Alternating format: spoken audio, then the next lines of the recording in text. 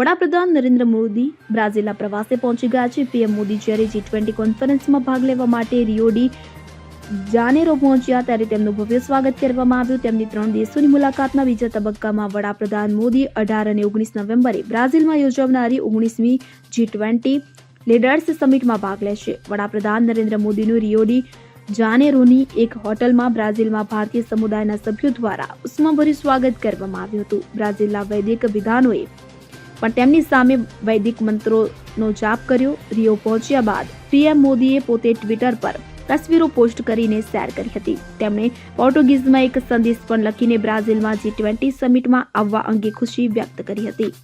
Bureau report CN24 news. હવે જુઓ દેશ દુનિયાની તમામ ખબરો તમારી આંગળીના ટેરવે. ઉઠાવો મોબાઈલ અને Google Play Store પરથી ડાઉનલોડ કરો અમારી CN24 ન્યૂઝ મોબાઈલ એપ.